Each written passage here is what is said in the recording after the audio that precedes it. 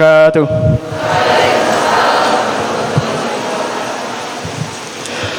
Alhamdulillahirabbil alamin wa bihi nasta'inu wala umuri dunya waddin wassalatu wassalamu ala asrafil anbiya'i wal mursalin wa ala alihi wa sahbihi rasulillahi ajmain, amma ba'du.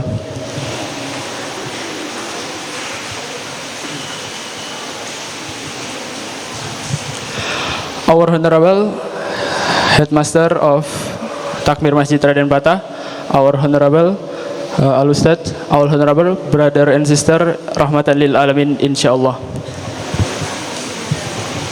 First of all, let's be grateful to Allah Subhanahu wa Ta'ala who has given us healthy and opportunity until we can come together to following kajian umum Ramadan menjelang maghrib. Secondly, and we don't forget to salawat and salam to our Prophet Muhammad sallallahu alaihi wasallam who has brought us from Jahiliyah era to Islamic era knowledgeful.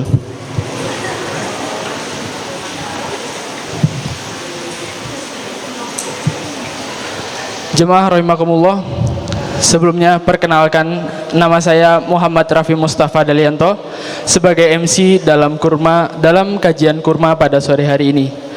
Tak lupa pula saya selaku MC mengucapkan terima kasih atas kehadiran teman-teman semua karena telah menyempatkan waktunya untuk mengikuti kajian pada sore hari ini.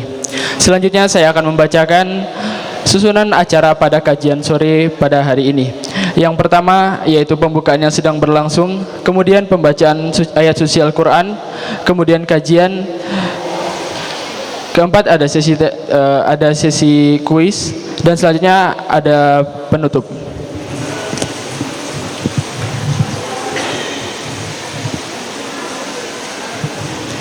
Baik, untuk memulai kajian kita pada sore hari ini, marilah kita mengawali dengan membaca suratul Fatihah secara bersama-sama.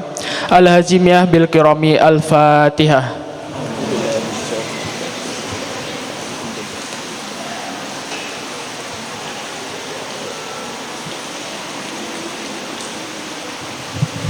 Amin, amin ya rabbal alamin. Selanjutnya pembacaan ayat suci Al-Quran yang akan dibacakan oleh petugas yang bertugas. Kepada petugas silakan.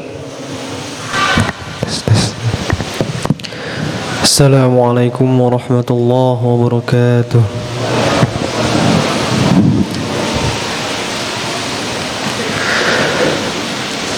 أعوذ بالله من الشيطان الرجيم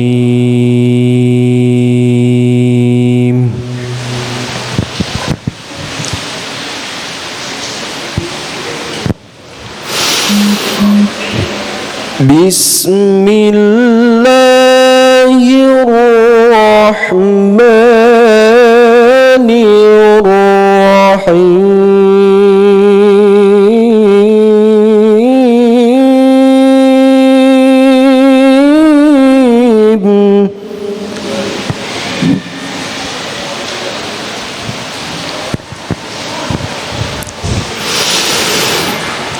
لو أنزلنا هذا القرآن على جبل لرأيته خاشعا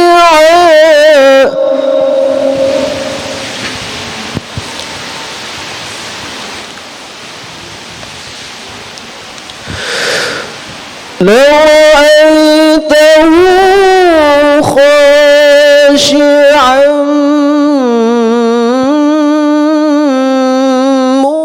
متصدعا من خشية الله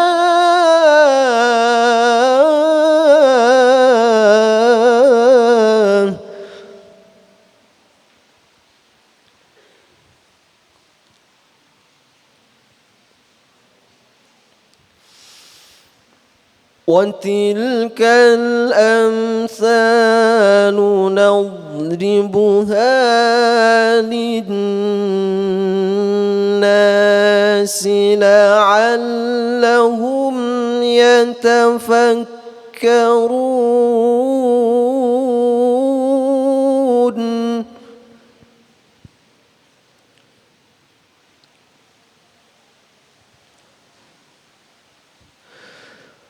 هو الله الذي لا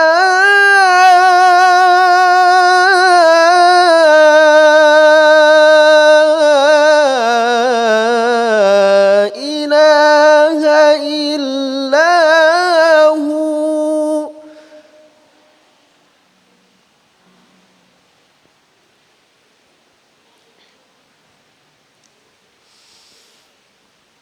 عالم الغيب والشهادة هو الرحمن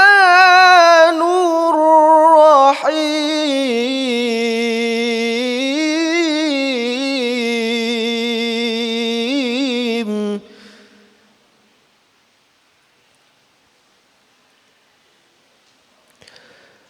عالم الغيب والشهادة هو الرحمن الرحيم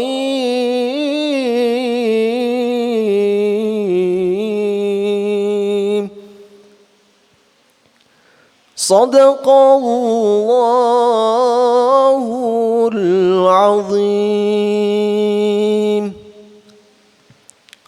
Assalamualaikum warahmatullahi wabarakatuh.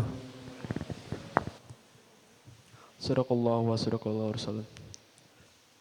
Mungkin langsung saja nih Ustaz ke kajian kita dengan tema kulinerku halalan dan thayyiban. Mungkin kepada Ustadz waktu dan tempat kami sediakan.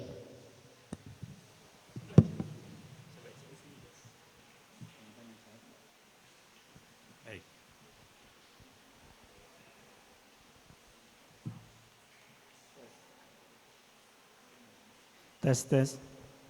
Baik, kita mulai. Assalamualaikum warahmatullahi wabarakatuh. Lemes sekali ya, lapar ya. Diulangi lagi kayaknya. Assalamualaikum warahmatullahi wabarakatuh.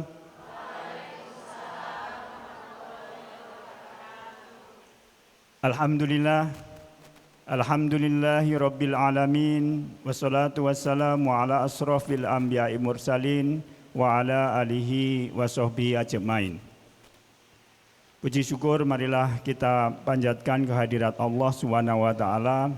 Dalam kesempatan yang mulia ini kita dipertemukan Ramadan hari ke-11 ya, hari ke-11 12 ya. 12 atau 11?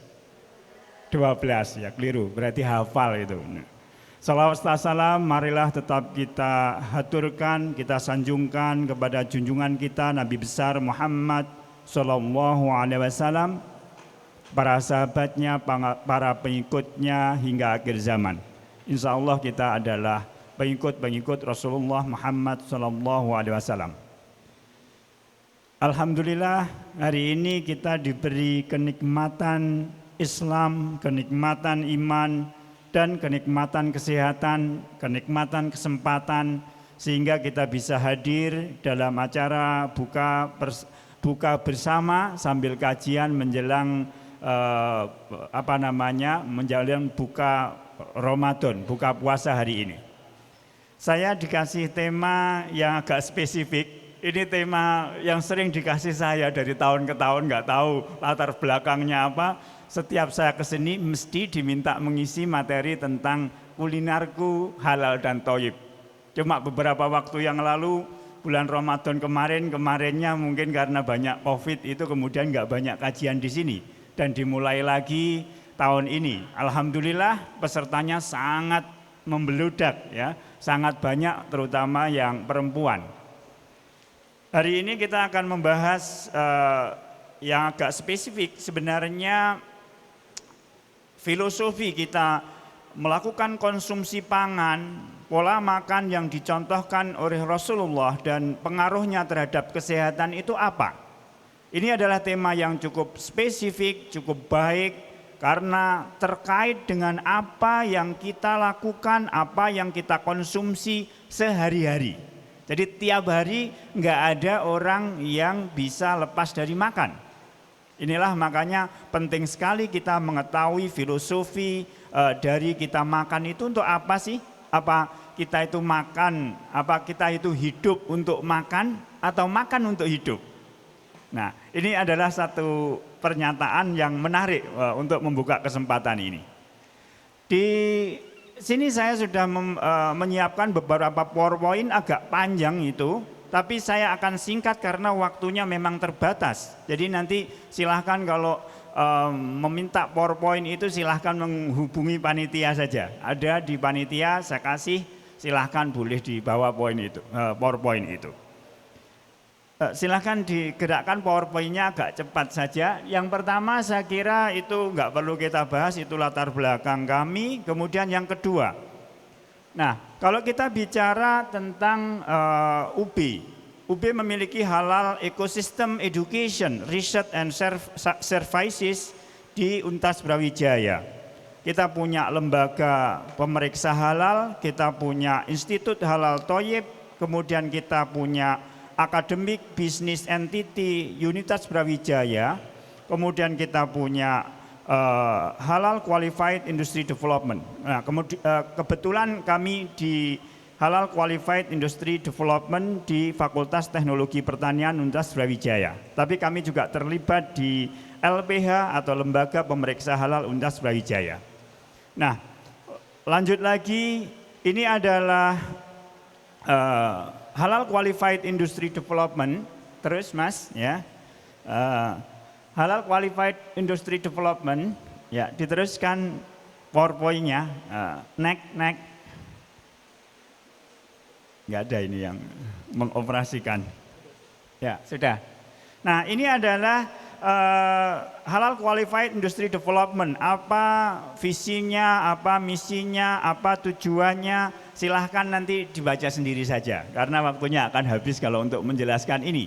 Nah kita masuk ke plate yang berikutnya, filosofi makosid syariah, konsep pangan halalan toyiban.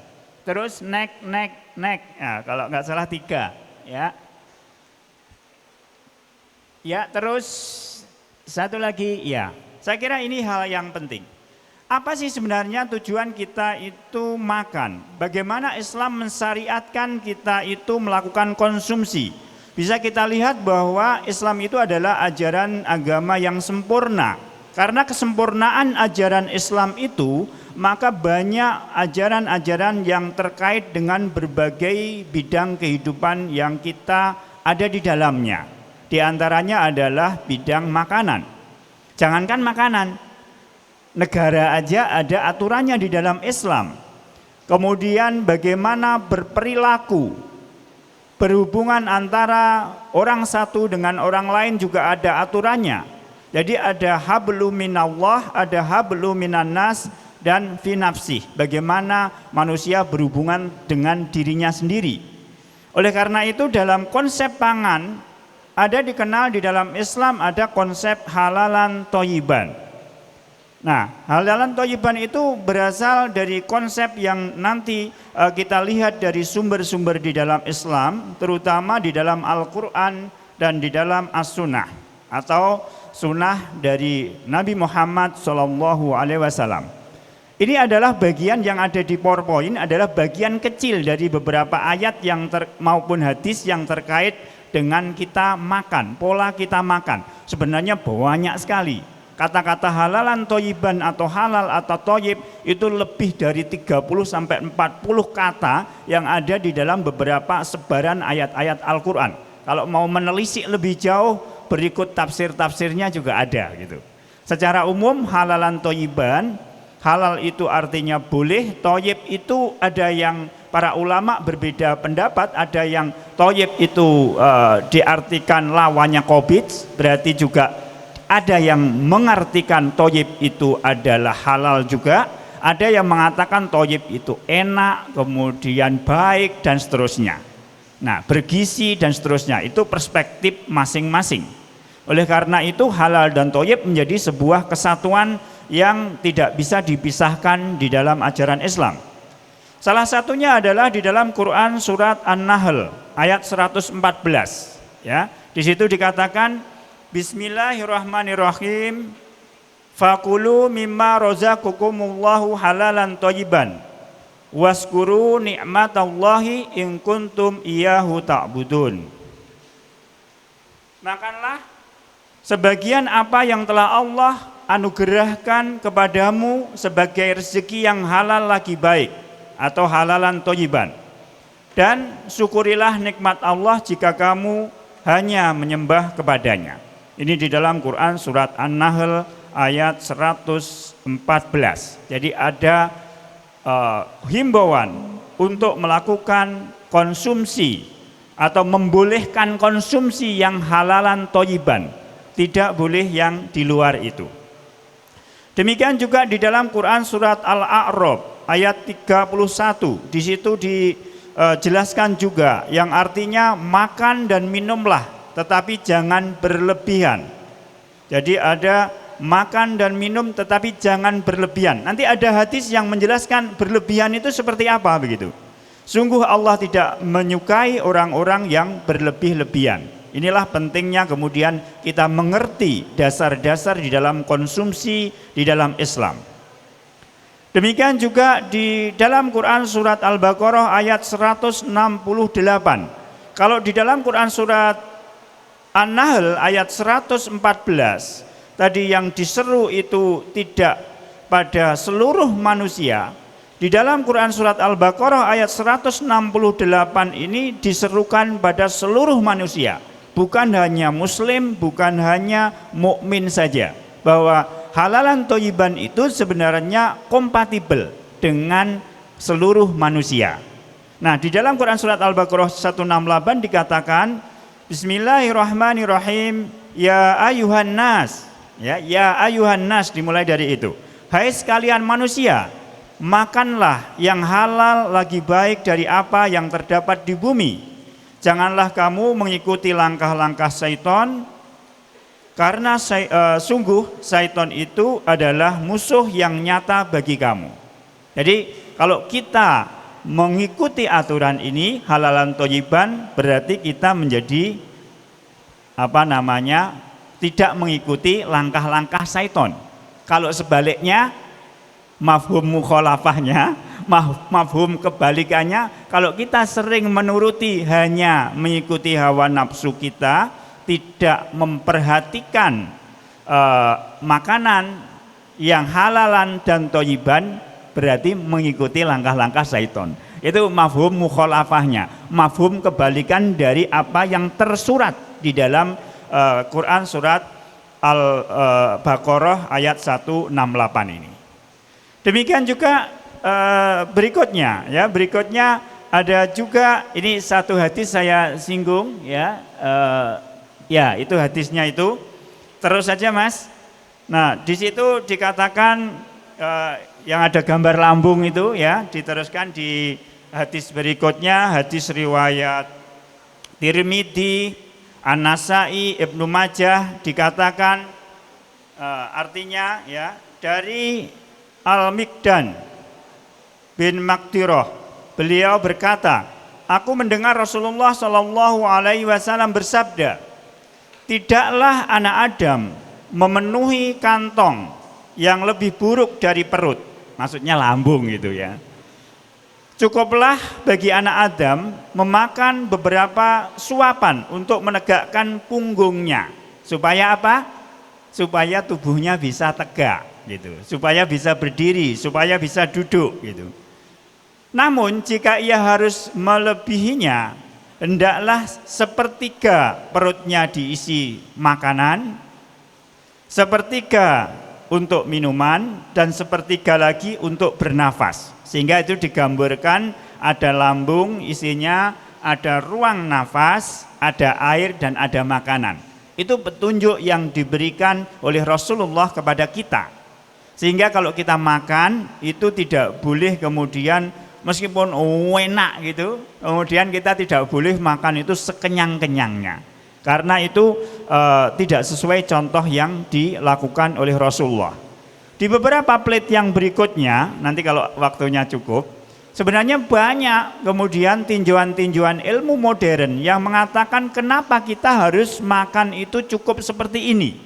Sepertiga makan, sepertiga air, sepertiga kosong, sehingga memberikan ruang untuk nafas tadi. Nah, Anda pernah ya, saya yakin kita manusia biasa, kadang juga pernah makan itu kekenyangan. Gimana rasanya makan kekenyangan itu? Sesek, mau nafas saja tidak bisa. Karena ruangnya sudah penuh, ya, sudah penuh. Nah, itu tentu tidak sesuai dengan ajaran Rasulullah. Ya, berikutnya adalah ini para ulama, misalnya di dalam Jami'ul Al-Ulum wal Al-Hikam itu dikatakan filosofi konsumsi pangan halal dan thayyib bagi kesehatan dan bagi perilaku yang lain. Di antaranya kemudian dikatakan bahwa Nabi Muhammad SAW telah memberikan fondasi kehidupan yang sehat bagi kita. Di antaranya adalah dari hadis ini, ya, hadis tentang bagaimana kita makan sepertiga tadi. Demikian juga seorang, ya mungkin dulu namanya tidak disebut dokter, ya mungkin disebut tabib. Nah, kalau sekarang kan ya tabib itu ya dokter gitu. Ya dokter juga karena dia memiliki keilmuan yang tinggi. Misalnya Ibnu Masawih, beliau mengatakan yang terkait dengan hadis tadi, Abu Kuzaimah mengatakan jika muslim memiliki praktek mempraktekkan konten atau isi hadis ini, hadis yang saya sebut di atas yang gambar lambung tadi, maka mereka akan aman dari bermacam-macam disease, bermacam-macam sakit. Kenapa? Banyak penelitian yang kalau kita lihat saat ini sumber dari penyakit itu diantaranya adalah makanan, lambung kita yang terlalu penuh. Demikian juga apa yang dikatakan oleh Ibnu Rajab rahimakumullah, a little food, ya, pangan yang jumlahnya sedikit, ya, itu lebih baik daripada yang banyak, karena yang lebih banyak itu lebih memberikan keuntungan, ya, pangan yang kecil itu lebih memberikan keuntungan terhadap kesehatan badan. Nah, itu kenapa konsep-konsep pangan, konsep-konsep bagaimana kita melakukan konsumsi, pola konsumsi sekarang mengarahkan misalnya bagaimana membatasi karbohidrat, menambah protein, bagaimana pola makan yang teratur, food combining dan sebagainya. Jadi banyak tinjauan-tinjauan ilmu modern yang justru memperkuat dan membenarkan apa yang dinyatakan Rasulullah pada masa itu, tahun 600-700an, ya, 600 sekian. Demikian juga Ibnu Rajab rahimahullah juga mengatakan, jadi keuntungan dari makan yang jumlahnya kecil adalah menjadi hatinya itu lembut, ya, hatinya lembut. Dia memiliki pengertian yang lebih baik, soulnya is calm, ya.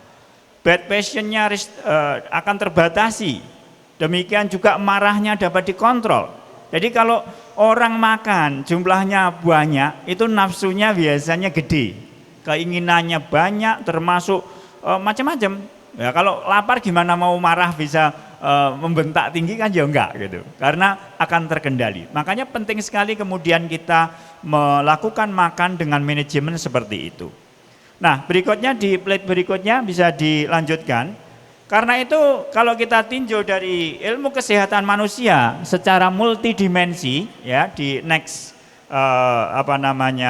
PowerPoint, kesehatan itu merupakan masalah yang kompleks. Kalau kita lihat juga dari undang-undang kesehatan dikatakan bahwa sehat itu terdiri dari kesehatan fisik, kemudian mental, kemudian spiritual maupun sosial. Jadi ada 4 dimensi kesehatan. Sehingga secara sederhana disebut sebagai biopsikososio-spiritual. Nah, inilah yang kemudian perlu kita mengerti. Jadi kita makan itu bagian yang nanti akan mensupport, diantaranya tidak hanya fisik saja. Karena di dalam Islam kita makan itu adalah bagian dari culture, bagian dari budaya. Kalau kita tujuannya fisik saja, kita mungkin makan ya nggak ada niatnya, nggak ada bersyukurnya, langsung aja kita ambil, kita kunyah, kita telan. Tapi di dalam ajaran Islam kan tidak seperti itu. Di dalam ajaran Islam itu kita diminta berdoa dulu sebelum kita makan. Kenapa doa? Doa itu sesuatu yang spiritual. Jadi doa itu bagian dari spiritual. Kita akan selalu terhubung dengan Allah. Kita akan selalu diawasi oleh Allah dalam kehidupan kita. Kenapa kita diminta untuk makan makanan yang halalan thayyiban? Gimana kalau bisa ngerti halal tanpa ngerti spiritual? Gimana dia ngerti halal kalau dia halal itu nanti akan bisa dirinci lebih jauh. Di sini nggak ada memang di PowerPoint ini. Misalnya halal karena zatnya dan halal karena perolehannya. Kalau kita bicara halal karena zatnya, karena bendanya itu sendiri. Kalau karena perolehannya berarti harus diperoleh dengan cara yang benar. Bekerja yang benar, bukan mencuri, bukan korupsi, bukan menipu dan sebagainya. Ini adalah ajaran yang integral yang hanya ada di dalam Islam. Saya kira yang lain tidak jelas. Seperti di dalam era kapitalis seperti sekarang, kita mendapatkan rezeki dari mana itu kadang kan nggak jelas itu. Bendanya bisa jadi halal, tapi cara memperolehnya menjadi tidak halal. Kalau tidak halal maka menjadi haram. Kalau kita bicara tentang benda atau sesuatu, kembalinya kepada satu kaidah syarok yang berbunyi al aslu fi asa al ibahah malam yarid dalilu tahrim. Asal sesuatu itu adalah mubah selama tidak ada dalil yang mengharamkan. Kalau ada dalil yang mengharamkan, perolehannya haram, maka jatuhnya benda atau sesuatu atau termasuk makanan itu hukumnya adalah haram. Nah begitu. Oleh karena itu benda, sesuatu yang kita kenakan, yang kita pakai, yang kita konsumsi perlu kita teliti, perlu kita cari hukumnya seperti apa. Dalam konsep ilmu modern disebut traceability, penelusuran.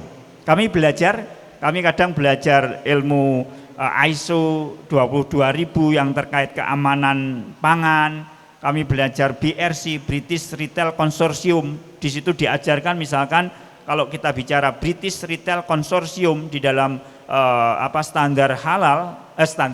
standar keamanan pangan yang dianggap paling tinggi saat ini, itu kemudian ada quality, ada safety, ada authenticity, keaslian, ada fraud atau fraud itu pemalsuan.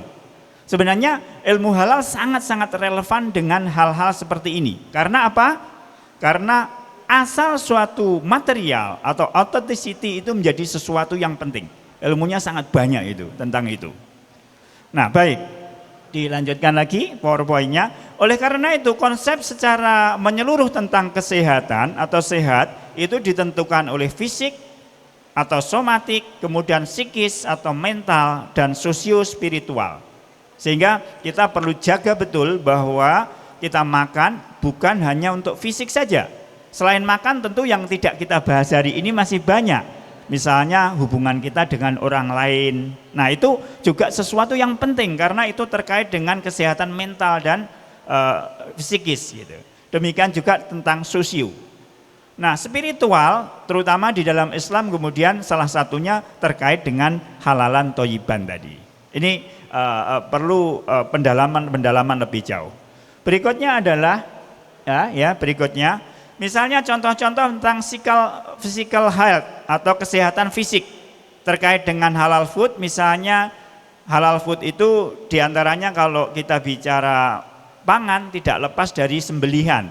Sembelihan yang terkait dengan sembelihan di dalam Islam itu umumnya sangat bisa mengeluarkan darah yang mengalir. Darah itu salah satunya tempat yang disenangi oleh bakteri. Oleh karena itu secara fisik daging yang disembelih secara halal slaughtering, penyembelihan secara Islam biasanya lebih juga memiliki tingkat kesehatan yang tinggi. karena bakterinya akan sulit untuk tumbuh. Itu di dalam ilmu-ilmu modern seperti itu. Kemudian juga blood atau darah itu dia adalah transformation atau transporting toxic substance. Jadi darah itu juga menjadi alat transportasinya toksit, ya, racun-racun. Oleh karena itu kalau darah itu dibuang berarti kan toksitnya tidak ikut dimakan. Kalau toksitnya itu dimakan berarti masuk ke tubuh kita. Nah, sehingga darah yang mengalir di dalam Islam itu adalah hukumnya haram. Begitu. Dan yang lain-lain. Demikian juga mental health atau di plate berikutnya atau kesehatan mental, ya, kesehatan mental. Ya, terusnya udah itu. Nah, sehingga di dalam penemuan-penemuan medikal yang lebih baru menunjukkan bahwa alkohol misalnya, ini contoh alkohol itu memiliki efek yang buruk. Kenapa? Karena alkohol itu kalau di dalam bahasa Islam itu adalah menutupi akal. Menutupi akal berarti menghilangkan akal. Kalau menghilangkan akal, dia tidak sadar melakukan perbuatan apa. Bisa berzina, bisa ngebut, tapi nggak kroso kalau ngebut, pakai mobil ngebut, akhirnya nyungsep. Nah begitu, karena nggak sadar. Gimana mau sadar wong akalnya hilang. Makanya alkohol, barang-barang yang memabukkan atau yang dianggap khamr, dianggap barang haram. Di dalam kaidahnya dasar-dasar hukum Islam, maka alkohol atau khamr itu dilarang, bukan alkohol secara keseluruhan ya. Khamr dilarang karena sifatnya untuk memelihara akal, supaya akalnya tetap berada pada dirinya. Kenapa? Akal itu menjadi sesuatu yang sangat penting yang ada di dalam manusia. Di dalam satu hadis dinyatakan rufi al-qalamun ansalasin. Diangkat pena, maksudnya diangkat pena itu tidak dibebani hukum bagi 3 orang. Salah satunya adalah anak kecil hingga menjadi dewasa. Berarti kalau dewasa itu akalnya sudah sempurna. Nah begitu. Demikian juga orang tidur hingga dia bangun. Kalau orang tidur itu sama dengan orang tidak berakal, kan nggak sadar gitu. Atau orang gila hingga dia sembuh, berarti orang gila juga tidak dibebani hukum. Oleh karena itu penting sekali akal kita sudah dikasih sehat, akal kita dikasih sempurna, tolong dijaga baik-baik, diantaranya menggunakan makanan yang halalan thayyiban. Adik-adik dan para hadirin yang kami hormati, nah di plate berikutnya adalah apa sebenarnya urgensi dari halal food atau halalan thayyiban food itu, ya, di plate berikutnya. Nah, haram itu bagi setiap muslim dia dilarang untuk memproduksi, mendistribusikan dan mengkonsumsi barang yang haram. Yang dibolehkan hanya barang yang halal, bukan barang yang halal tidak boleh. Oh, saya nggak konsumsi, saya hanya menjual saja, sama. Nah, kita lihat nanti hukum-hukum tentang khamr. Hukum-hukum tentang khamr itu kemudian dilarang bagi yang memerasnya, berarti yang memproduksi, dilarang juga bagi yang mendistribusikan, bahkan dilarang yang membelikan saja. Oh, saya hanya membelikan, uangnya juga dari mereka, bukan uang saya. Tetap itu tidak boleh. Begitu. Kemudian bahkan haram food atau haram produk, not economic is not economic good or no value for Muslim. Jadi barang yang haram itu bukan barang ekonomi di dalam pandangan Islam. Yang adik-adik yang belajar di ekonomi, kalau ekonomi sekarang itu pokoknya ada yang minta, ada yang masuk, itu barang ekonomi. Di dalam pandangan Islam, barang haram bukan barang ekonomi, karena harganya juga sesuatu yang haram. Memperjualkan barang haram menjadi tidak diperkenankan. Adik-adik yang kami sayangi, jadi halal food itu juga memiliki market yang besar, pasarnya besar. Di belakang saya ada PowerPoint tapi saya pikir nanti nggak nutut sampai itu. Jadi pasarnya besar, bahkan banyak di negara-negara yang non-muslim itu juga mulai mengharapkan barang halal. Karena produk halal atau makanan halal itu dianggap sebagai premium quality, kualitas yang premium, begitu. Saya pernah beberapa kali misalnya di Korea, yang mau dipresentasikan apa? Kita diminta presentasi tentang halal production. Dia pengen tahu produksi halal itu seperti apa. Mulai banyak. Jepang juga sama, Cina bahkan juga iya gitu dan sebagainya. Malaysia, Thailand, ya Thailand banyak non muslim kan. Sekarang sudah mulai mempromosikan Thailand is the kitchen in the world. Thailand adalah halal the kitchen in the world. Jadi sebelumnya dapurnya dunia, sekarang juga dia pengen mempromosi dapur halalnya dunia. Karena pengen ekspor ke negara-negara yang memerlukan produk halal, begitu. Malu kalau Indonesia kemudian kita sebagai muslim lagi kemudian tidak aware, tidak memiliki awareness terhadap produk-produk halal itu. Terus bagaimana di plate berikutnya, bagaimana to prepare halal food, bagaimana untuk menyiapkan halal food di plate berikutnya itu intinya inputnya, materialnya, bahannya harus halal. Prosesnya harus halal. Penyajian atau servingnya harus halal, maka dia akan menjadi produk halal yang siap kita santap, yang siap kita nikmati. Kalau produk bahannya atau materialnya atau prosesnya atau penyajiannya salah satu dia tidak halal, maka jatuhnya haram. Nah kira-kira begitu. Terus di plate berikutnya, ya plate berikutnya. Nah itu yang bundar-bundar itu intinya bahwa halal itu adalah premium quality. Halal adalah minimum standar, thayyib adalah high quality. Nah, dua-duanya menjadi halal thayyib menjadi premium quality. Kalau dia haram maka dia menjadi reject, harusnya tolak.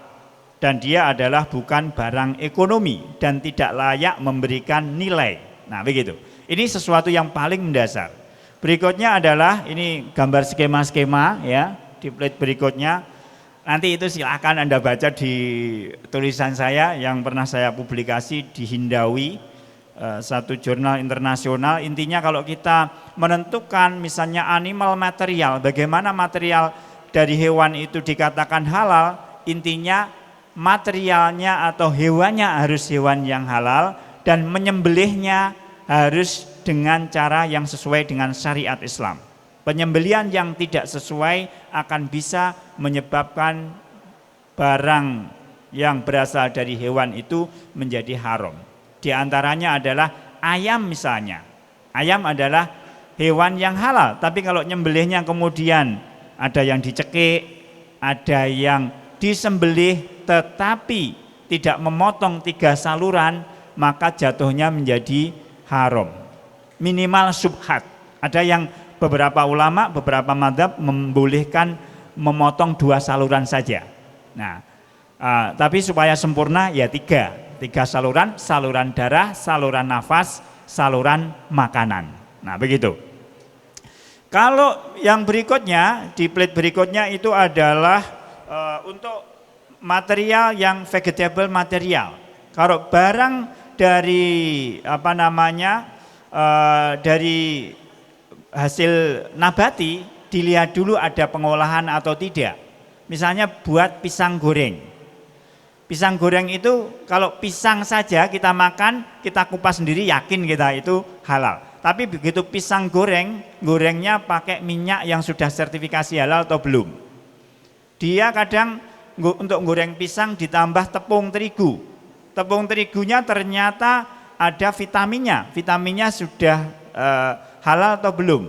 Kadang disalut atau dikasih anti caking misalnya supaya tidak menggumpal tepungnya itu.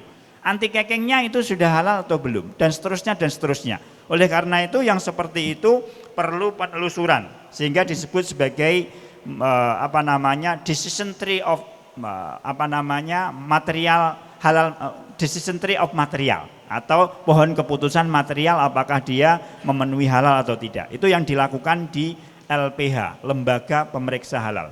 Saya manajer audit di LPHUB biasa juga melakukan audit-audit seperti itu di produsen-produsen untuk melakukan proses sertifikasi halal. Jadi di UB itu sudah bisa mengaudit untuk sertifikasi halal. Bagi adik-adik yang mungkin punya keluarga mau melakukan sertifikasi halal boleh daftar ke BPJPH dan boleh memilih salah satunya adalah Lembaga Pemeriksa Halal Universitas Brawijaya.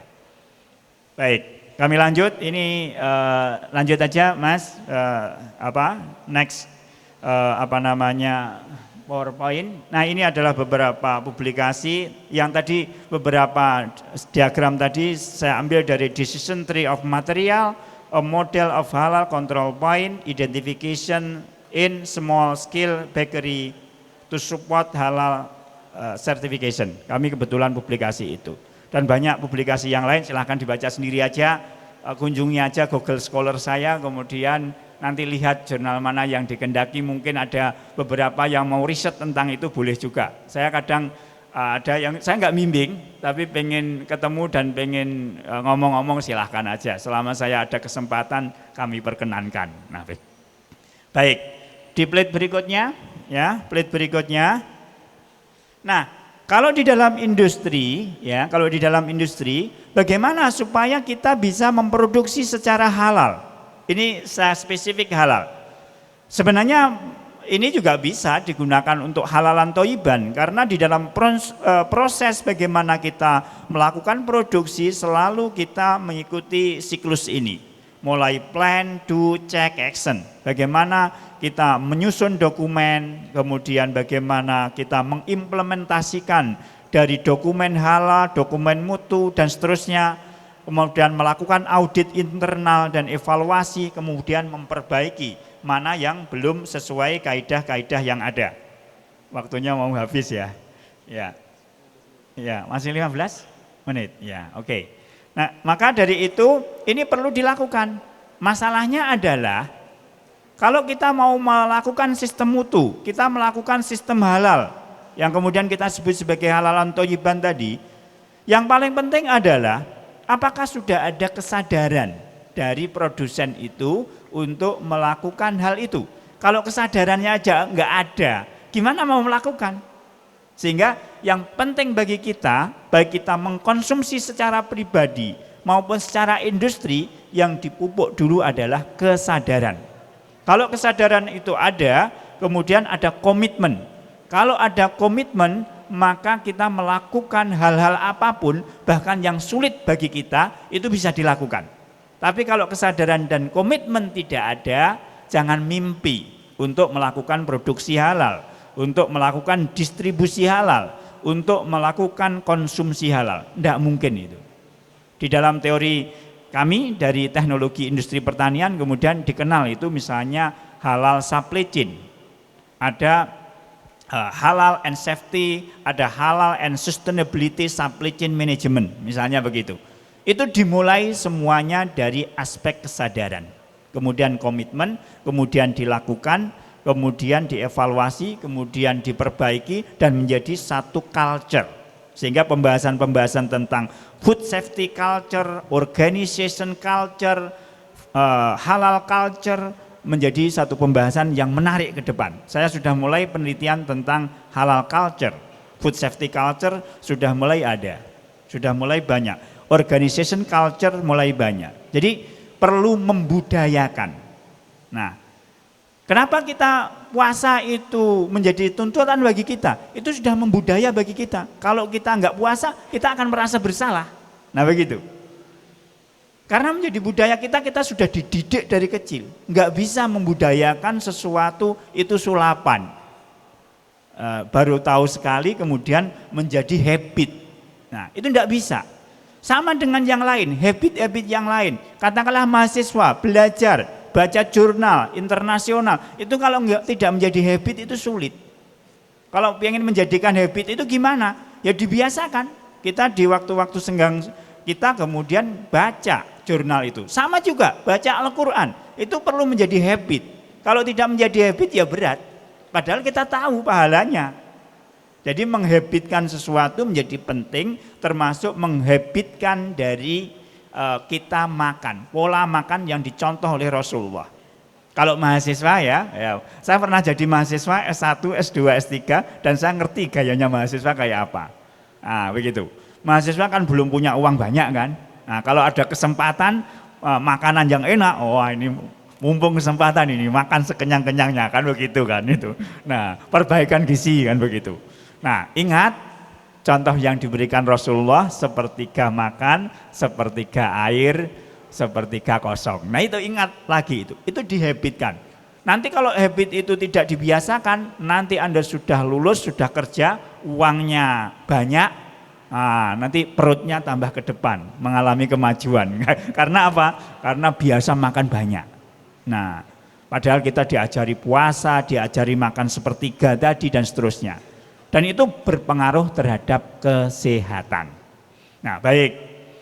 Yang belakangnya saya pikir waktunya habis, daripada saya meneruskan ini, lebih baik nanti PowerPoint-nya dibaca sendiri. Nah, sehingga ada kesempatan-kesempatan yang lain. Saya langsung lompat pada kesimpulan, riset halal silakan nanti dibaca sendiri juga, banyak yang terkait dengan pangan. Saya akan lompat ke kesimpulan. Kesimpulannya dari apa yang kita kaji pada kesempatan ini, yang kita bahas pada kesempatan ini adalah konsep dari pangan yang halalan thayyiban itu merefer atau merujuk pada filosofi, nilai filosofi di dalam ajaran Islam. Karena ajaran Islam telah memberikan, contohnya adalah di beberapa ayat Al-Quran dan hadis tadi. Kita contohkan sedikit saja karena waktunya terbatas. Kemudian yang kedua, dalam bahasa keimanan kita, apapun yang Allah buat, yang terkait dengan ajarkan kepada kita, yang terkait dengan halal thayyib food consumption, itu very beneficial. Dia itu memiliki keuntungan yang sangat besar untuk kehidupan kita.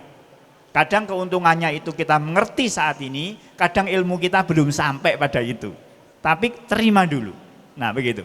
Sehingga konsep konsep sepertiga makan dulu, sepertiga makanan, sepertiga air, sepertiga kosong dulu belum banyak dibahas. Tapi ilmu-ilmu modern semuanya menjelaskan bahwa itu yang terbaik.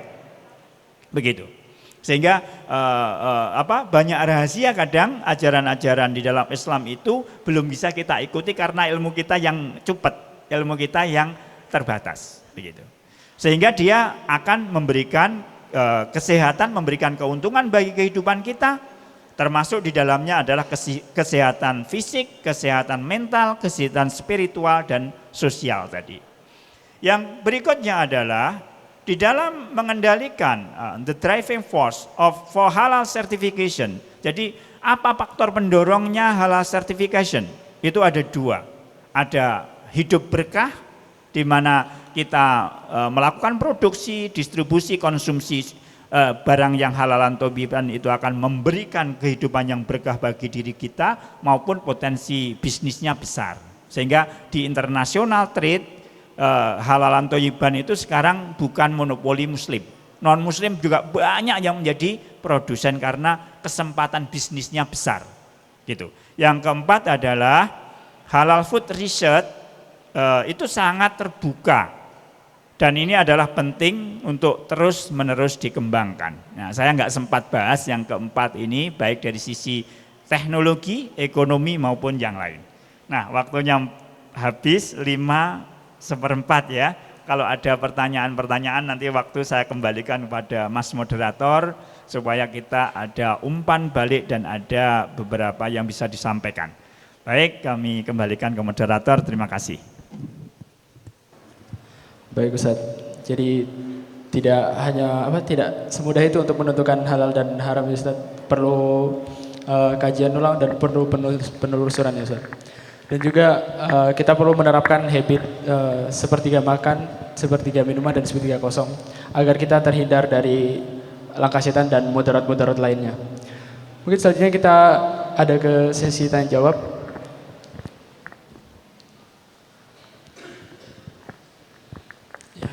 Kepada Mas silakan.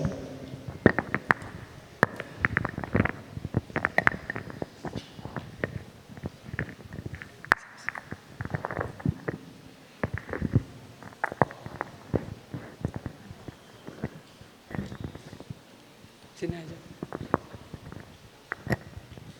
Assalamualaikum warahmatullahi wabarakatuh. Perkenalkan, nama saya Fatur. Saya dari Fakultas Vokasi. Saya mau bertanya kepada Pak Ustadz tentang terkait hal halal untuk kesehatan badan. Tapi itu untuk aktivitas melakukan merokok itu untuk kesehatan badan itu bagaimana? Itu halal atau haram? Menurut Pak Ustadz itu bagaimana untuk penjelasannya? Terima kasih.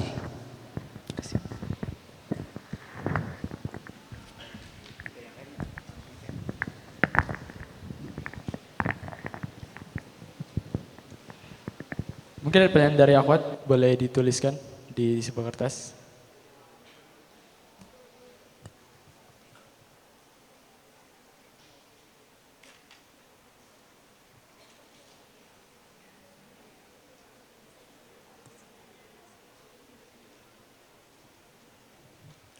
Sebelumnya yang dari akhwat mungkin bisa langsung dijawab, Ustaz? Ya. Baik, sambil menunggu kalau ada pertanyaan lain kami akan jawab. Merokok. Merokok itu satu aktiviti atau satu perbuatan, sedangkan rokok atau tembakau itu adalah benda. Karena di dalam hukum-hukum fikih, hukum tentang benda dan hukum tentang perbuatan itu meskipun berkaitan itu dipisahkan. Saya akan kembali kepada satu kaidah syara yang mengatakan al-aslu fil af'al ataqoyid bi ahkami syar'i. Asal suatu perbuatan terikat dengan hukum syara, dengan hukum ajaran Islam. Sedangkan al-aslu asal suatu benda atau asya itu al-ibahah. Malam yarid dalilu tahrim, selama tidak ada dalil yang mengharamkan. Nah, dari sini maka para ulama itu ada perbedaan pendapat tentang hukum rokok dan hukum merokok. Hukum rokok tadi benda, hukum asalnya adalah boleh, karena tidak ada dalil yang khusus mengharamkan tentang sesuatu yang disebut rokok tadi. Boleh. Tetapi pada saat kemudian merokok ini merugikan atau tidak?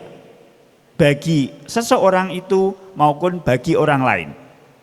Oleh karena itu kemudian banyak pendapat dari setelah ditunjang dengan ilmu-ilmu modern, ada yang merokok pasif, ada yang merokok aktif, ada kemudian bisa menyebabkan paru-paru begini dan begitu, tapi memang tidak pada derajat yang pasti seperti itu. Ada orang yang merokok tapi sehat-sehat saja, ada memang.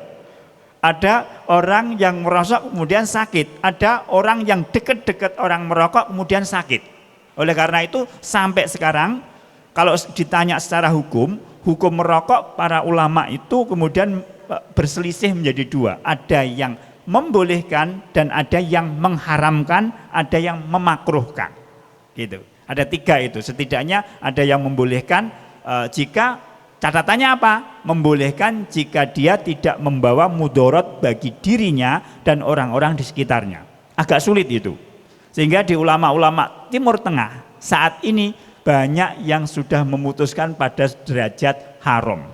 Di Indonesia banyak itu yang masih merokok karena tadi ada yang masih berpendapat boleh. Jadi saya nggak bisa kemudian menjustifikasi kemudian semuanya haram karena memang hukum asya itu seperti itu. Al aslu fil asya al ibawah malam yarid dalilu tahrim. Tapi kalau al aslu fi af'al ataqoyid bi ahkami syar'i. Kalau kita sudah tahu kita itu merokok kemudian menyebabkan banyak mudarat bagi kita dan kita tidak melakukan itu jauh lebih baik meski ada hukumnya yang masih membolehkan. Nah begitu. Apalagi ada yang merokok pasif, dia tidak merokok tapi ikut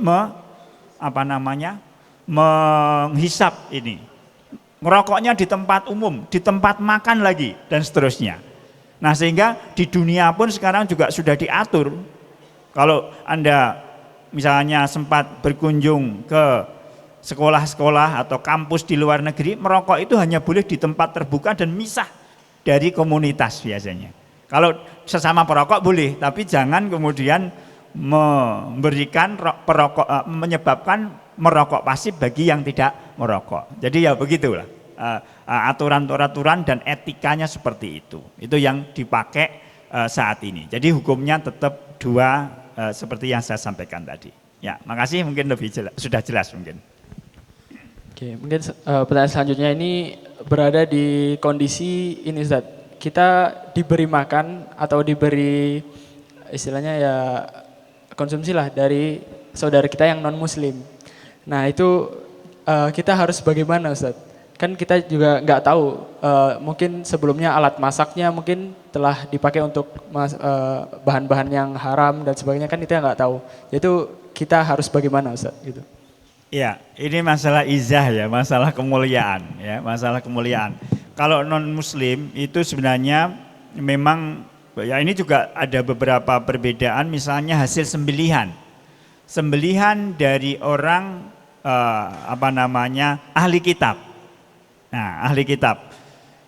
Memang nanti ulama berbeda, ahli kitab itu siapa? Nah, ada ahli kitab itu tetap Nasrani dan Yahudi, baik dulu maupun sekarang. Kalau itu dianggap bahwa ahli kitab itu adalah sembelihannya halal, maka sebenarnya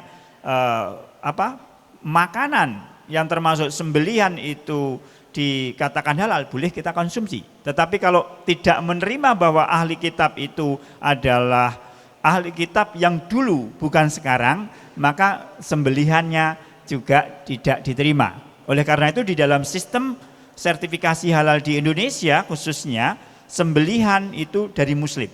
Nah, di dalam industri kan harus diamankan, hanya menerima sembelihan dari muslim saja. Nah, kalau makanan itu makanan apa? Nah, kita perlu rinci lebih jauh, karena hukum itu tidak bisa general. Hukum itu harus dikaji secara rinci. Katakanlah dia produk yang dia makanan itu ada kemasannya jelas, ada sertifikasinya atau tidak. Kalau yang diberikan sudah sertifikasi halal ya aman-aman saja gitu. Kalau itu produk olahan, bagaimana dia memasaknya, itu menjadi sesuatu yang syubhat. Memang menjadi sesuatu yang meragukan. Ya gimana caranya? Boleh ditolak secara halus, boleh diberikan kepada non-muslim yang lain. Kalau kemudian kita tahu bahwa dia biasa menyiapkan, kalau mau memberi dia sudah melakukan produksi dan ngerti halal haram juga, bisa jadi loh ya, non-muslim itu tahu. Nah, dan kita yakin itu boleh kita terima juga. Jadi kasus per kasus akan memiliki hukum dan kondisi yang berbeda, begitu. Sehingga perlu dirinci lebih jauh. Nah inilah yang kemudian kita bisa berkawan dengan yang lain termasuk non muslim, termasuk orang mungkin Nasrani, Yahudi. Kalau kemudian kita lakukan dengan benar, kita menolak atau menerima, mereka sebenarnya tidak masalah. Sama halnya apakah kita mengucapkan selamat hari Natal atau tidak. Selama hubungan kita baik, kita nggak mengucapkan juga nggak apa-apa kok. Nah saya biasa juga berteman, memiliki rekan kerja yang non muslim, tidak ada masalah. Misalnya saya tidak mengucapkan Natal, tidak ada masalah, tapi hubungan kita tetap baik. Jadi jangan salah kalau kita menolak atau menerima atau tidak mengucapkan sesuatu, atau mengucapkan sesuatu itu kemudian kita menjadi eksklusif, menjadi tidak berteman dengan yang lain. Tentu tidak, ada caranya dan mereka mengerti dengan kalau kita jelaskan dengan baik. Saya kira itu jawaban saya. Baik Ustaz, terima kasih atas jawaban dari pertanyaan-pertanyaannya.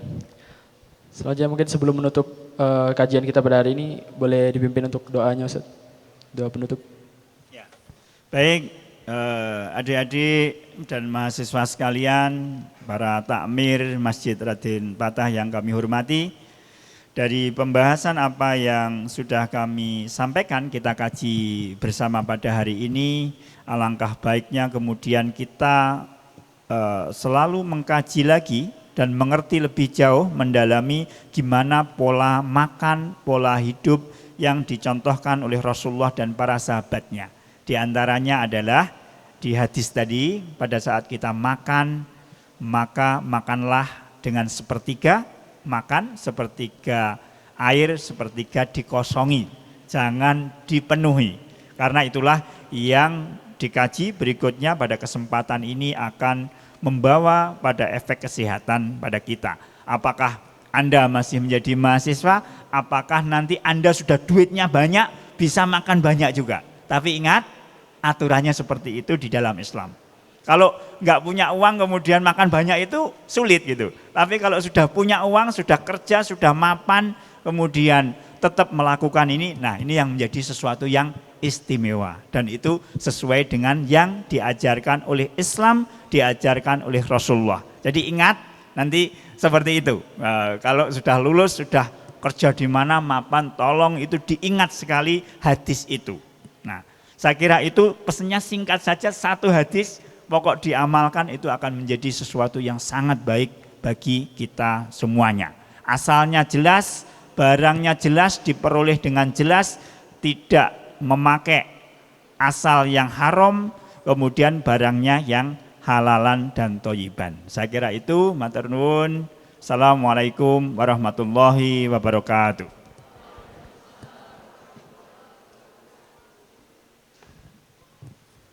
Baik, saya ingatkan kepada jemaah sekalian bahwa kupon yang telah dibagikan dapat ditukarkan di bazar stand di depan, dimulai dari kajian ini ditutup hingga menjelang jam 9 malam. Dan tak lupa pula kami mengingatkan untuk follow Instagram Masjid Raden Patah untuk mengetahui informasi-informasi lebih lanjut. Untuk menutup kajian pada sore hari ini, marilah kita beristighfar sebanyak 3 kali, kemudian membacakan doa kafaratul majlis. Astaghfirullahaladzim, astaghfirullahaladzim, astaghfirullahaladzim. Subhanakallahumma wa bihamdika asyhadu an la ilaha anta astaghfiruka wa atubu ilaik. Baik, cukup kiranya kurma pada sore hari ini. Terima kasih atas segala perhatian. Mohon maaf atas segala kekurangan. Wassalamualaikum warahmatullahi wabarakatuh.